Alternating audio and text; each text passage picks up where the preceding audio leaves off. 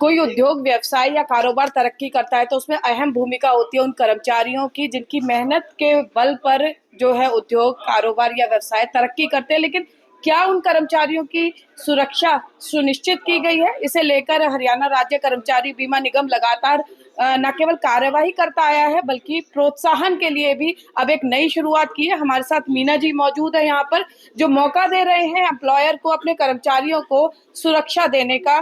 Sir, कुछ योजनाएं शुरू की हैं, क्या वो प्रमुख योजनाएं हैं और कैसे प्रोत्साहन मिलेगा एम्प्लॉयर्स को?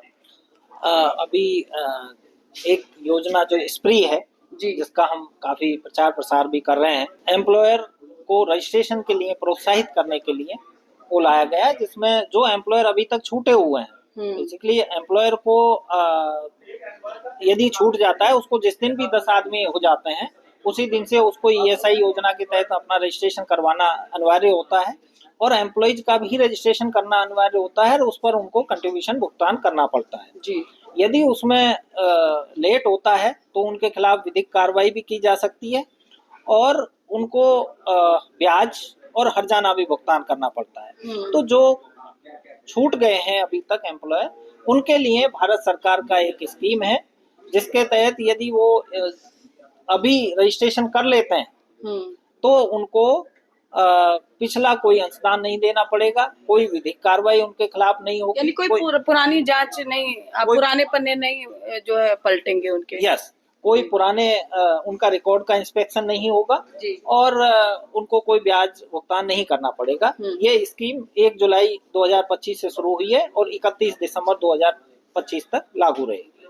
उसके अलावा दूसरी योजना क्या है सर, जो और ज्यादा कर्मचारियों को सुरक्षा प्रदान करेगी? ये उन लोगों के लिए है जो नियोक्ता जिनके खिलाफ किसी वजह से ईएसआई और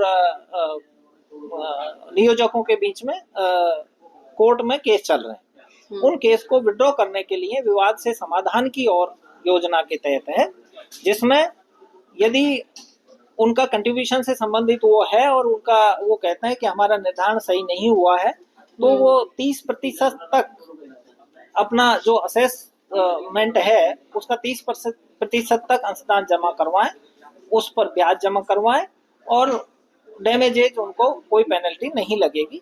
वो एक समाधान है। कोई यदि कवरेज को डिस्प्यूट करके लेते हैं तो वो अपना रिकॉर्ड दिखाएं और जिस दिन से भी उनका कवरेज बनता है उस दिन से उनका कवरेज लागू हो जाएगा। जहां डैमेजेज के केस हैं तो डैमेजेज में जो भी अब तक डैमेज असेस हुआ है उसका 10% तक वो पेमेंट भुगतान करें और केस विड्रॉ कर लिया जाए। जी, तीसरी योजना सर?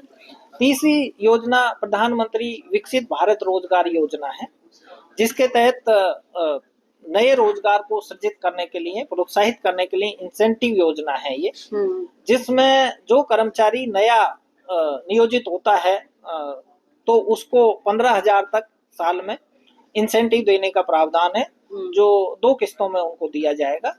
और ऐसे ही नियोजकों को भी इंसेंटिव देने का प्रावधान है। जो नियोजक नया रोजगार सृजित करेगा, नए लोगों को रोजगार देगा, उनको 3,000 रुपए तक उसको पर मंथ पर एम्प्लॉइज इंसेंटिव देने का प्रावधान उसमें किया गया है, जो कि 2 साल के लिए लागू रहेगी। 1 अगस्त 2025 से लागू है 30 जून 2027 तक। और जो मैन्युफैक्चरिंग सेक्टर के नियोक्ता हैं उनके लिए प्रोत्साहन की योजना 4 साल तक रहेगी। भारत सरकार ने इसके लिए 99,446 करोड़ रुपए का प्रावधान किया। सर, ये बेनिफिट जो है ये केवल एम्प्लॉयज के लिए या जो एम्प्लॉयर है वो भी बेनिफिट उठा सकता है? देखिए, एम्प्लॉयर को बहुत सारे बेनिफिट्स हैं। एम्प्लॉयर पर क्षतिपूर्ति अधिनियम 1923 लागू होता है। सर, ये जो बेनिफिट आप बता रहे हो ये तो वो है कि अगर एम्प्लॉय के साथ कोई दिक्कत हो जाती है तो वो देता है, लेकिन क्योंकि बीमारी कभी अमीर गरीब देखकर नहीं आती है और ऐसी ऐसी बीमारियां चल गई हैं तो कितना भी बड़ा पैसे वाला हो लेकिन बैकफुट पर आ जाता है, तो क्या कोई ऐसा प्रोविजन आप लोगों ने निकाला है कि अगर वो इस तरह से आपकी यहाँ रजिस्ट्रेशन कराता है तो उसको भी एक्स्ट्रा बेनिफिट मिल सकता है ताकि वो भी उसमें कवर हो, जो उसके आश्रित हैं वो भी उसमें कवर हो? ये जो या ये अगर नहीं है तो क्या इस पर काम किया जा सकता है, क्योंकि ये एक बड़ा प्रोत्साहन हो सकता है उनके लिए? देखिए, ये जो ESI स्कीम है, ये भारत सरकार का पार्लियामेंट द्वारा पारित किया गया जी। ESI एक्ट 1948 के तहत दिए जाते हैं। उसमें जो प्रावधान है वो ऑर्गेनाइज सेक्टर में काम कर्मचारी जो पंजीकृत होते हैं उन्हीं के लिए बेनिफिट देने का प्रोविजन है। इसमें नियोक्ताओं को बेनिफिट देने का प्रावधान अभी तक नहीं है। सर, एक बड़ी इंटरेस्टिंग आपने बात बताई जो मुझे लगता है कि बहुत कम लोगों को पता होगी कि कोई कर्मचारी है, उसके बच्चे कहीं पर जो MBBS करना चाहते हैं या कोई और कोर्स में अपने आप को एनरोल करना चाहते हैं, तो उसमें भी एक बड़ा बेनिफिट होगा जो शायद कर्मचारियों को नहीं पता है। क्या वो बेनिफिट है और कैसे उसका लाभ मिल सकता है? देखिए, जो कर्मचारी हमारे यहाँ पंजीकृत हैं, इंश्योर्ड पर्सन हम जिनको बोलते हैं, उनके बच्चों के लिए हमारे जो ESIC है, कर्मचारी राज्य बीमा निगम के जितने भी मेडिकल कॉलेजेज हैं, नर्सिंग कॉलेज हैं या पैरामेडिकल कॉलेज हैं, उनमें उनको रिजर्वेशन दिया गया है। एडमिशन नीट के माध्यम से ही होता है, लेकिन उनको रिजर्वेशन दिया गया है और उनको बहुत ही तो जो IPs के बच्चे हैं वो उसमें एडमिशन ले सकते हैं और उनको बहुत नॉमिनल फीस उसमें चार्ज की जाती है। बिल्कुल, कुछ कहना चाहेंगे हमारे माध्यम से उन एम्प्लॉयर्स के लिए जो अभी भी बैकफुट पर हैं और आगे नहीं आ रहे हैं इस योजना का लाभ उठाने के लिए? मैं आपके चैनल के माध्यम से यही अनुरोध करना चाहूंगा कि ये बहुत अच्छी स्कीम है और एक तरह से भारत सरकार द्वारा छूट दी गई है कि वो अपने किसी भी डर, भय या पुराने अंशदान को भुगतान करने से या विधिक कार्रवाई से ना डरते हुए, क्योंकि वो सबसे छूट मिल रही है और वो ज्यादा से ज्यादा संख्या में अपना एम्प्लॉयर अपना रजिस्ट्रेशन करवाएं और अपने एम्प्लॉइज का रजिस्ट्रेशन करवाएं। बिल्कुल, और देखिए लाभ किस तरह से एम्प्लॉय ले सकते हैं। मेरे साथ एक एम्प्लॉय यहाँ पर मौजूद है।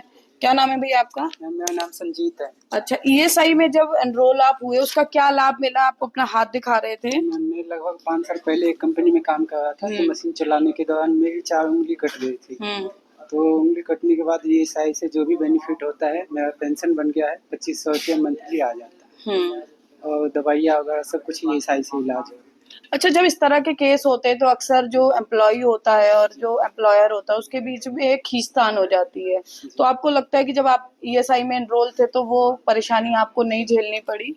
जी, थोड़ी बहुत तो खैर परेशानी होती है, भाग दौड़ करना, कुछ चीज़ें हम नहीं समझ पाते हैं कि किस तरह से होगा, तो अपने सलाहकारों से कुछ सलाह लिया कि ये किस तरह से होगा। तो यहाँ पे आने से मतलब जो है सब लोगों ने डिपार्ट वाले सहयोग किया कि आप इस तरह से जाओ, ऐसे करो, तो इस तरीके से हो जाता है सारा काम। बिल्कुल, देखिए किसी भी कारोबार, व्यवसाय या उद्योग के लिए जरूरी है कि उसके कर्मचारी सकारात्मकता के साथ काम करें और आज शिक्षा और सेहत ऐसी बड़ी चीजें हैं जिन्हें लेकर लगातार जो लोग हैं वो उसी के लिए 2 जून की रोटी जुटाने के लिए लगे रहते हैं, लेकिन अब सेहत को लेकर कम से कम जो एम्प्लॉयर हैं अपने एम्प्लॉइज को एक सुरक्षा प्रदान कर सकते हैं और हरियाणा कर्मचारी राज्य बीमा निगम इसके लिए लगातार प्रयास कर रहा है। जरूरत है जागरूकता की, जरूरत है उस सॉफ्ट कॉर्नर को विकसित करने की जो एक कर्मचारी को एक सुरक्षित भविष्य दे सकता है। कैमरा पर्सन शिवम के साथ फरीदाबाद से पूजा शर्मा, पंजाब केसरी टीवी। हमसे जुड़े रहने के लिए हमारे YouTube चैनल को सब्सक्राइब करें और नई वीडियो की नोटिफिकेशन के लिए बेल आइकॉन को दबाएं। अगर आप ये वीडियो Facebook पर देख रहे हैं तो लाइक जरूर करें और ज्यादा से ज्यादा शेयर करें। धन्यवाद।